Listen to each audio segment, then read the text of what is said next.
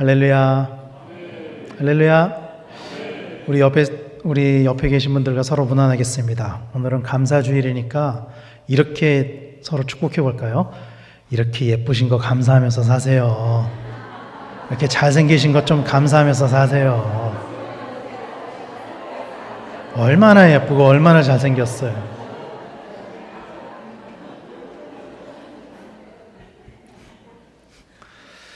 주객전도라는 말 아시죠? 제가 요즘 설교를 준비하면서 가장 힘든 게 오늘 어떻게 문안 인사를 하자고 해야 되지? 이거 아주 힘듭니다. 계속 신박한 거를 찾아내고 싶어서 오늘은 다행히 감사주일이라 우리 안에 항상 감사가 넘칠 수 있었으면 좋겠습니다. 모든 나라 모든 민족에게는 역사적으로 가장 번영했던 시기와 암울했던 시기가 있어요. 이 각 나라들의 역사를 보면은 번영했던 시기와 암울했던 시기가 있습니다. 우리나라의 역사를 보통 몇 년 정도 됐다 그러죠? 우리가 입버릇처럼 하는 게 반만년 역사. 그 역사 중에 우리나라의 반만년 역사 중에 가장 번영했던 시기가 언제일까요? 아마도 지금일 거예요. 지금이 가장 번영한 시기일 거예요. 뭐 경제적으로 보나 군사적으로 보나 영향력으로 보나. 그렇죠? 그러면 반대로 가장 암울했던 시기는 언제일까요? 아마도 일제강점기 때이겠죠. 그때가 가장 암울했었겠죠. 이스라엘도 마찬가지예요. 이스라엘의 역사에도 보면은 가장 찬란했던 시기가 있고 가장 암울했던 시기가 있습니다. 이스라엘의 역사에 있어서 가장 찬란했던 시기는 언제일까요? 아마도 다윗과 솔로몬이 통치하던 시대였을 거예요. 그때가 이스라엘을 역사적으로 보면은 가장 넓은 영토를 가지고 있었고, 가장 강한 군사력을 가지고 있었고, 또 가장 많은 재물을 가지고 있었어요. 다윗 솔로몬 시대에. 그러면 반대로 이스라엘 역사에 있어서 가장 암울했던 시기는 언제일까요? 사실은 이스라엘이 이제 다윗 솔로몬 시대 이후로 보면은 굉장히 암울했던 시기가 길지만 그 중에서도 가장 암울했던 시기는 제가 생각할 때는 아마도 포로 시기일 거라고 생각해요. 포로 시기. 이스라엘이 솔로몬 시대 이후에 남과 북이 갈라지게 되죠. 북이스라엘과 남유다로 갈라지게 되죠. 그래서 두 개의 나라로 유지가 되다가 북이스라엘이 먼저 기원전 722년경에 아수르에 의해서 멸망을 당하게 됩니다. 그리고 대략 150년이 지난 후에 남유다 왕국이 바벨론에 의해서 기원전 586년경에 멸망을 당합니다. 그리고 바벨론에 의해서 남유다가 멸망을 당한 이후에 오는 시대가 포로 시기예요. 포로 시기. 이 70년의 포로 시기가 있었고 이 포로 시기 이후에 이제 귀환을 해가지고 성전을 건축하고 재건하고 이러면서 이제 이스라엘의 역사가 흘러가는데 저는 아마도 이 포로 시기가 가장 암울한 시기였을 거라고 생각을 해요. 저는 어쨌든 포로 시기 이후에는 다시 돌아와서 그 이후에 여러 나라들이 돌아가면서 가나안 땅을 지배하기도 하고 그러나 그래도 자기들의 땅에서 자기들의 역사를 가지면서 일정 기간은 또 살아왔었거든요. 다니엘이 살았던 시대는 남유다의 멸망과 포로 시기를 관통하는 시대입니다. 다니엘이 살았던 시기가 이래요. 다니엘은 태어나서 남유다가 멸망하는 것을 보았고 또 포로 시기에 살았던 사람이에요. 이스라엘의 역사상 가장 암울했던 시대를 살아왔던 사람인 거죠. 다니엘이 언제 태어났는지는 성경에 정확하게 기록이 되어져 있지는 않습니다. 하지만 다니엘서 1장 1절에서 7절 말씀을 보면은 다니엘이 바벨론에 포로로 끌려가게 된 시기가 아마도 1차 바벨론 유수기에 포로로 끌려간 것으로 기록이 되어져 있습니다. 이때는 다니엘이 끌려갔을 때는 사실은 남유다가 아직 망하기 전이었어요. 그러니까 포로로 완전히 망하고 나서 포로로 끌려간 것이 아니라 그 이전에 먼저 바벨론이 남유다의 인재들을, 왕족들을, 귀족들을 먼저 데리고 갔거든요. 이때 끌려가게 된 거죠. 그리고 다니엘은 느부갓네살 시대에 본격적으로 바벨론에서 살게 되었습니다. 다니엘의 인생을 보면은 벨사살이 다스리기까지 다니엘은 바벨론에서 왕의 환관으로 또 총리로 인정받으면서 살았습니다. 다니엘은 그렇게 살았죠. 포로로 끌려가서 포로로 시작했지만 어떻게 보면 다니엘은 그 시대, 그 나라의 주류로 살았습니다. 그런데 그런 바벨론이 메대라는 나라에 의해서 망하게 되었어요. 다니엘서 5장 30절 31절에 보면은 그날 밤에 갈대아 왕 벨사살이 죽임을 당하였고 메대 사람 다리오가 나라를 얻었는데 그때 다리오는 62세였더라. 갈대아 왕, 그러니까 바벨론의 왕 벨사살이 죽임을 당했고 메대라는 나라가 이 바벨론을 점령을 한 거예요. 그 나라의 왕이 다리오라는 거죠. 보통 정권이 바뀌게 되면은 이전 정부에서 일했던 사람들은 대부분 물러나게 되죠. 우리나라도 지금 그런 시기를 겪고 있잖아요. 보통은 이전 정부에서 일했던 사람들은 다 물러나게 됩니다. 그런데 이 벨사살 왕이 죽고 다리오 왕이 등극한 것은 정권이 바뀐 게 아니에요. 나라가 바뀐 거예요. 이거는 아예 나라가 바뀐 거예요. 정상적인 상황이라면 그래서 이전에 정부에서 고위 관료로 일했던 사람들은 물러나는 것 정도가 아니라 죽임을 당하는 게 정상적인 상황인 거죠. 이 시대를 고려를 한다면은. 그런데 다니엘은 다리오에게도 인정을 받았습니다. 다리오는 그런 다니엘을 총리로 기용을 했죠. 다니엘서 6장 2절 3절 말씀에 보면은 또 그들 위에 총리 셋을 두었으니 다니엘이 그 중에 하나이라. 이는 고관들로 총리에게 자기의 직무를 보고하게 하여 왕에게 손해가 없게 하려 함이었더라. 다니엘은 마음이 민첩하여 총리들과 고관들 위에 뛰어남으로 왕이 그를 세워 전국을 다스리게 하고자 한지라. 이렇게 말씀을 하고 있거든요. 나라가 바뀌었는데도 다니엘은 또 총리로 기용이 돼요. 나라가 바뀌었는데. 다니엘이 왜 총리로 기용이 됐을까요? 다니엘이 왜 또 인정을 받게 되었을까요? 다니엘이 인정을 받은 이유는 기본적으로 능력이 탁월하기 때문이에요. 다니엘이 느부갓네살에게 인정을 받았던 이유도 그랬고 벨사살에게 인정을 받았던 이유도 그런 거였거든요. 다니엘은 느부갓네살 왕의 꿈을, 그 누구도 해몽하지 못했던 꿈을 해몽했습니다. 그리고 벨사살 때는 벽에 쓰여진 글씨를 해석을 했죠. 그리고 다리오 왕의 시대에도 방금 읽은 말씀에 보면은 마음이 민첩하여 총리들과 고관들 위에 뛰어남으로 라고 기록하고 있거든요. 다니엘은 다른 사람보다 능력이 아주 탁월했었던 것 같아요. 이렇게 보면은 아주 능력이 탁월한데 거기에다가 충성심까지 강했었던 것 같습니다. 그래서 어느 왕이든지 다니엘을 높은 자리로 세우려고 했던 거죠. 왕이 바뀌어도 계속 다니엘을 높은 자리에 데려다 놓는 거예요. 근데 여러분, 이렇게 다니엘과 같은 사람, 이렇게 능력이 뛰어나서 높은 자리에 계속 정권이 바뀔 때마다, 나라가 바뀔 때마다 있는 사람들, 필연적으로 이 사람들이 당하게 되는 상황이 뭐죠? 질투를 얻게 됩니다. 질투를 얻게 돼요. 다른 사람이 질투를 불러온 거예요. 이런 상황들이. 다니엘을 질투한 사람들은 다니엘을 음해하려고 했고 그들은 꾀를 내서 다니엘을 함정에 빠뜨리려고 했습니다. 다니엘서 6장 7절 말씀에서는 그들이 이렇게 함정에 빠뜨리는 장면이 나와요. 나라의 모든 총리와 지사와 총독과 법관과 관원이 의논하고, 그러니까 이 말씀을 보면은 이 나라의 대부분의 관료들이 다 같이 모여가지고 한 사람을 죽이려고 한 거예요.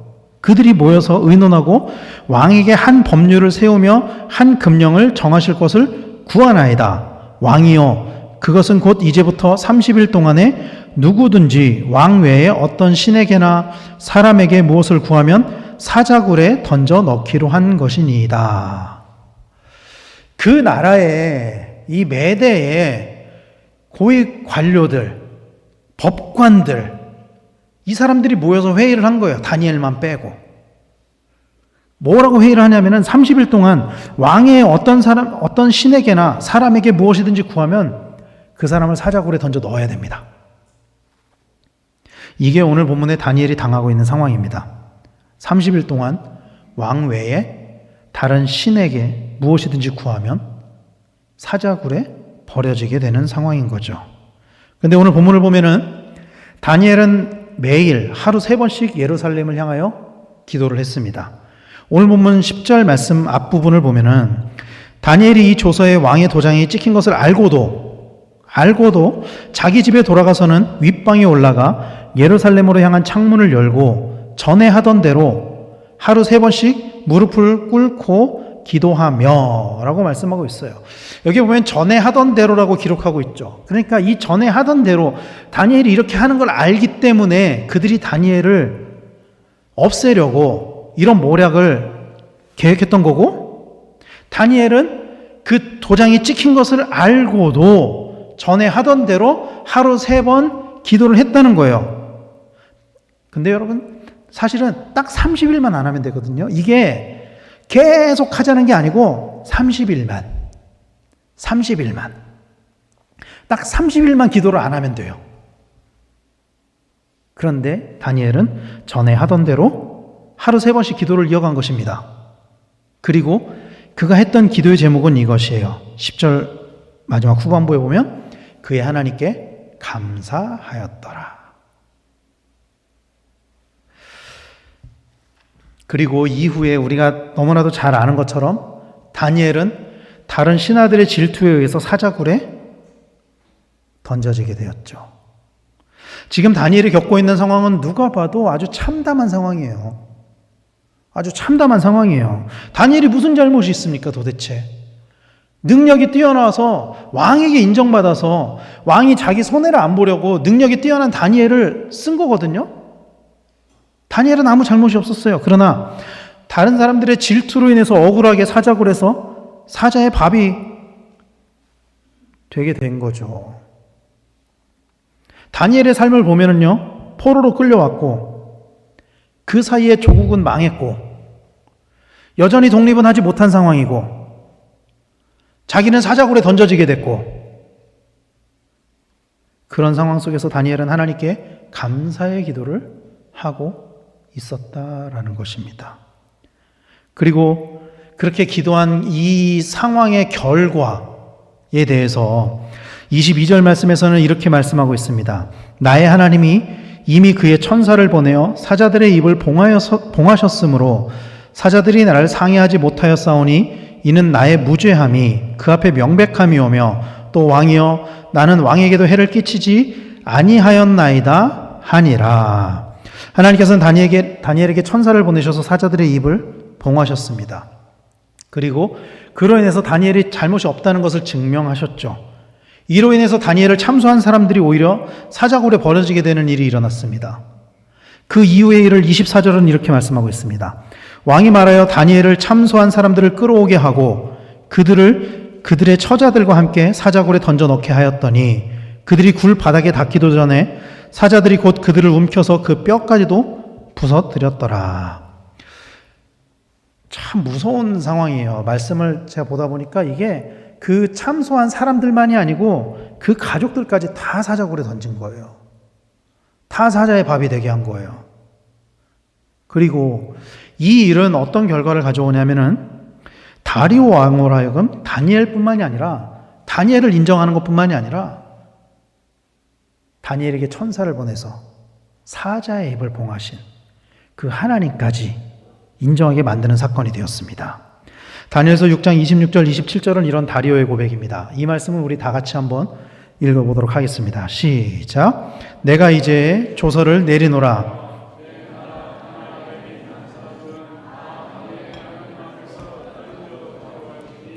그는 살아계시는 하나님이시요 영원히 변하지 않으실 이시며 그의 나라는 멸망하지 아니할 것이요 그의 권세는 무궁할 것이며 그는 구원도 하시며 건져내기도 하시며 하늘에서든지 땅에서든지 이적과 기사를 행하시는 이로써 다니엘을 구원하여 사자의 입에서 벗어나게 하였음이라 하였더라. 아멘.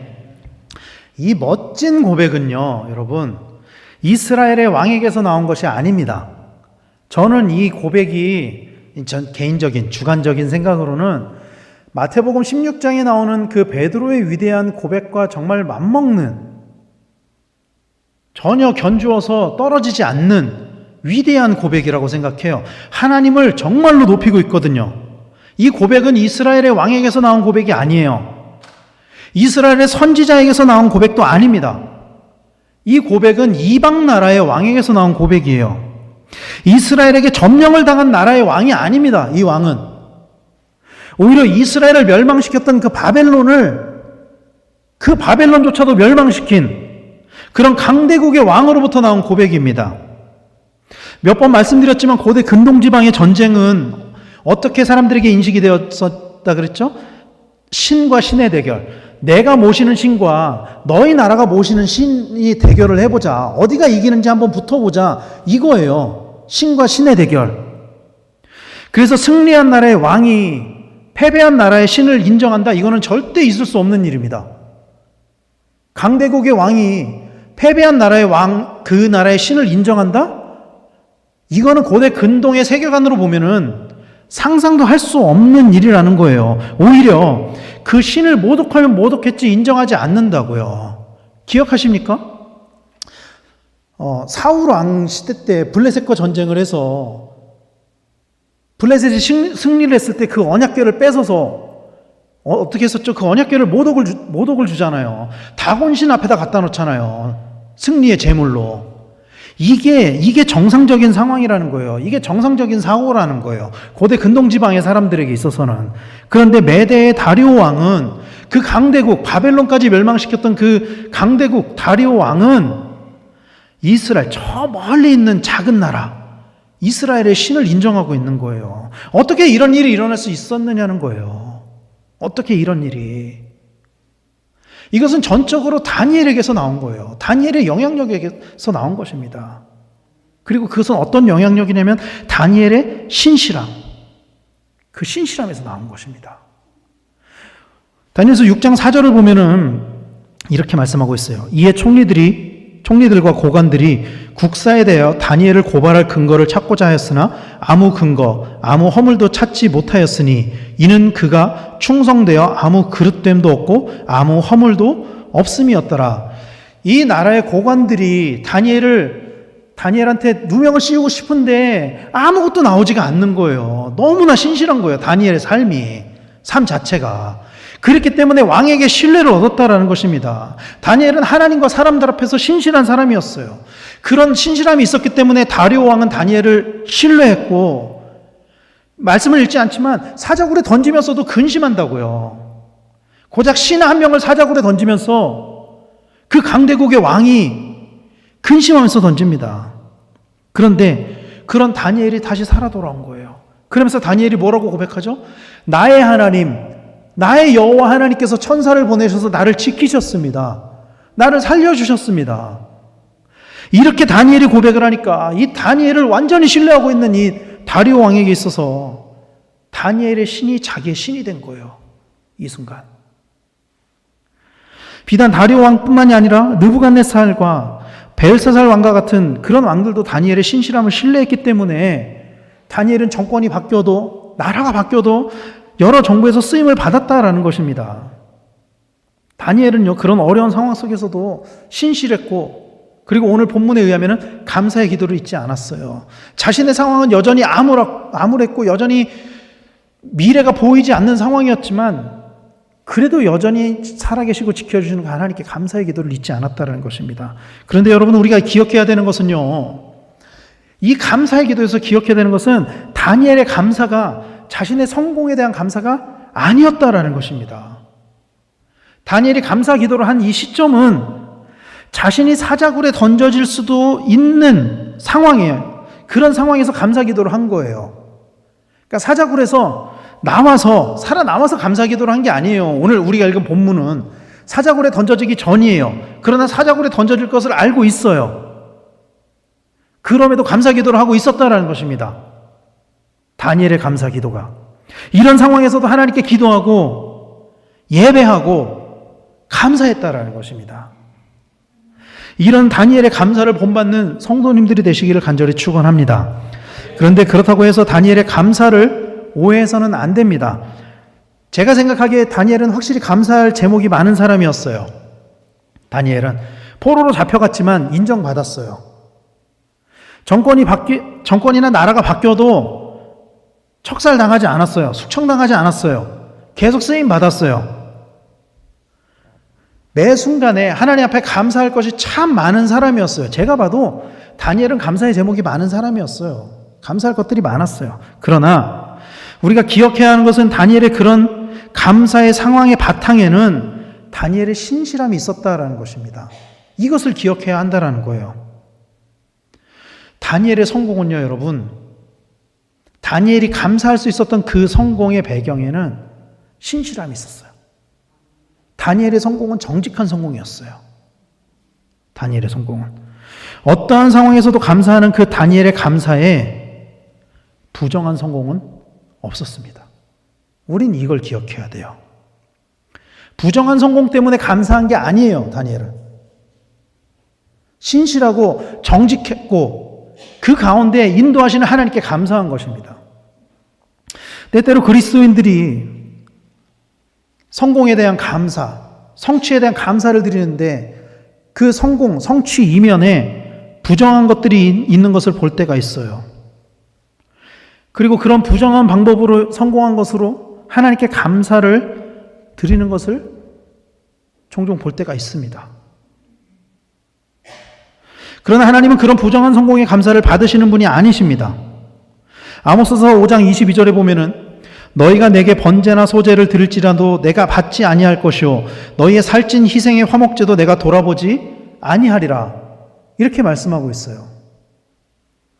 아모스서가 쓰여졌을 당시 북이스라엘은 아모스가 북이스라엘에서 활동했던 선지자거든요. 북이스라엘은 넓은 영토를 가지고 있었고 경제적으로 번영했습니다.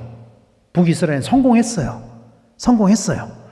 그 이스라엘이 이제 분열한 이후에 좀처럼 번영의 시기가 오지 않거든요. 다윗 솔로몬 시대처럼 번영의 시기가 좀처럼 오지 않는데 북이스라엘에 딱 한 번 번영의 시기가 와요. 요때예요, 요때. 그게 영토는 넓어지고 돈은 많아지고 그래서 그들은 3일에 한 번씩 11조를 드렸습니다. 와, 3일에 한 번씩 11조를 드렸대요. 정말로 수입이 많았었나 봐요.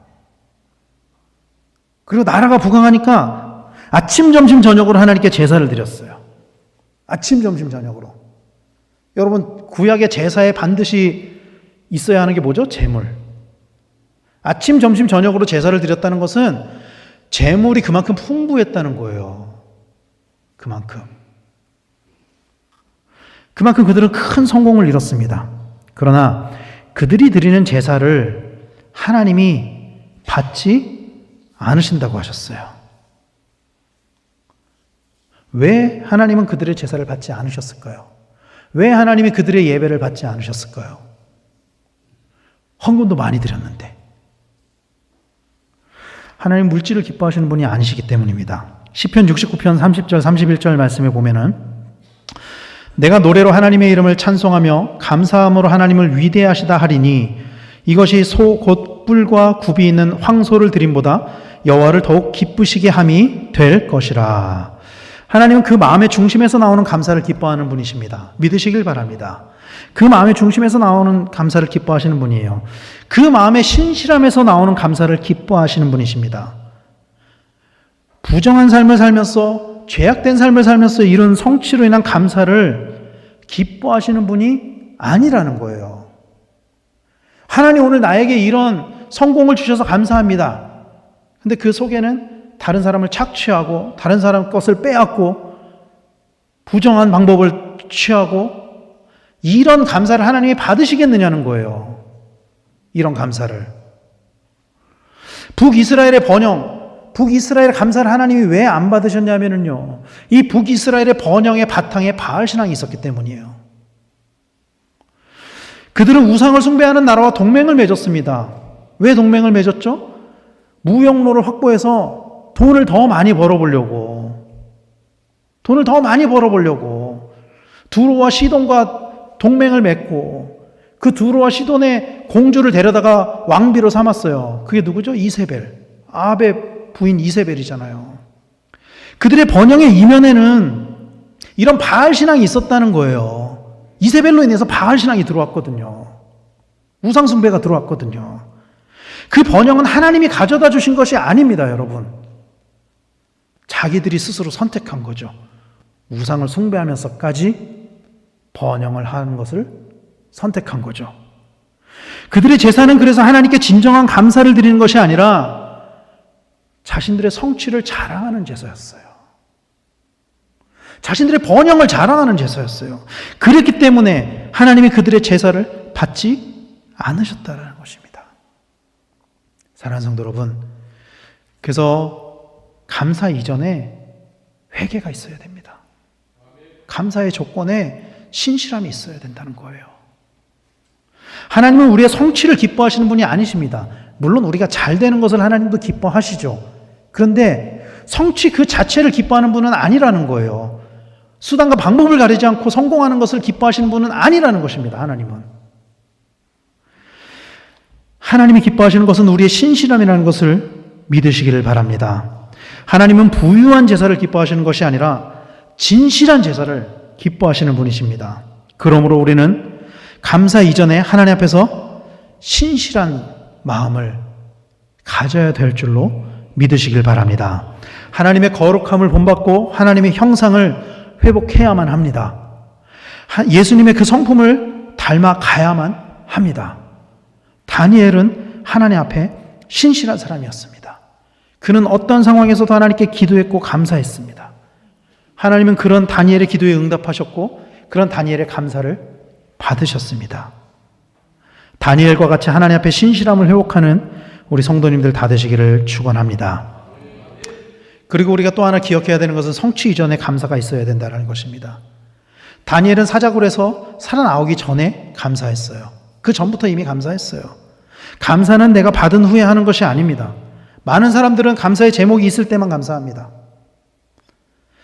요즘에 매일 밤마다 집에서 가족들과 함께 예배를 드리고 있는데, 예배를 마치면서 마무리 기도를 하기 전에 이렇게 하루를 딱 나누면서 감사의 제목을 나누자고 제가 항상 그렇게 오늘 회개할 것, 오늘 감사할 것, 가족들이 다 이렇게 나눠요. 그러면은 어떤 게 주로 감사의 제목이냐면은 오늘 학교가 일찍 끝나서 감사합니다. 오늘 편히 쉴 수 있어서 감사합니다. 오늘 맛있는 걸 먹게 해주셔서 감사합니다. 주로 이런 것들, 감사의 제목을 막 찾아내요. 없으면 막 어떻게든지 찾아내야지. 근데 진정한 감사는 그런 어떤 조건이 있어서만 하는 감사가 아니라 그런 것들이 우리에게 주어지기 전부터 이미 하나님 앞에 감사하는 것들, 이것이 하나님이 받으시는 감사라는 것을 우리는 기억해야만 합니다. 요한복음에 보면은 오병이어의 기적이 나오죠. 그때 예수님께서 이렇게 기도하셨어요. 요한복음 6장 11절을 우리말 성경으로 이렇게 번역하거든요. 예수께서는 빵을 들고 감사 기도를 드리신 후 앉아있는 사람들에게 원하는 만큼씩 나눠주셨습니다. 물고기를 가지고도 똑같이 하셨습니다. 이런 거예요. 이렇게 수많은 사람들이 앉아있고 보리떡 5개와 물고기 2마리가 있는데 이걸 이제 나눠주려는 상황인데, 예수님이 나눠주기 전에 먼저 감사 기도를 하신 거예요. 하나님, 이런 양식을 주셔서 감사합니다. 이걸 다 나눠준 다음에 한 게 아니에요. 이 감사 기도가. 그 전에 이미 예수님께서 감사하셨다는 거예요. 이 기적이 일어나기 전에. 예수님의 감사 기도 이후에 이적이 일어났다는 것입니다. 시편의 저자인 다윗의 시에는 감사의 고백이 많이 나옵니다. 그것이 모두 왕이 된 후에 나오는 고백은 아니에요. 고난 가운데서도 여전히 인도하시는 그 하나님께 감사하는 다윗의 모습을 우리는 볼 수 있습니다.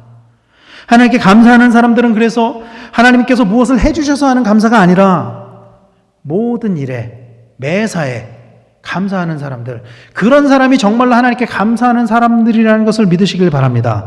어떤 상황과 환경에 관계없이 하나님께 예배하고 감사하는 사람들, 그런 감사를 하나님께서 받으신다는 것을 믿으시길 바랍니다. 그러므로 성경은 이렇게 말씀하고 있습니다. 데살로니가전서 5장 18절 말씀에 같이 읽겠습니다. 시작. 범사에 감사하라.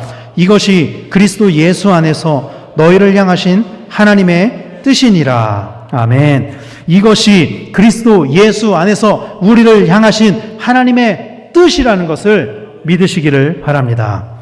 사랑하는 성도 여러분, 우리에게 하나님이 어떤 분이신지 생각해 봤으면 좋겠어요. 그걸 돌아봤으면 좋겠어요. 나한테 하나님은 어떤 분이신지, 우리가 원하는 것을 이뤄줄 때만 감사하는 대상인지, 그걸 돌아보자는 거예요. 때때로 내가 원하지 않는 것이 내가 원하는 대로 되지 않았을 때도 감사하고 있는지, 나의 하나님께.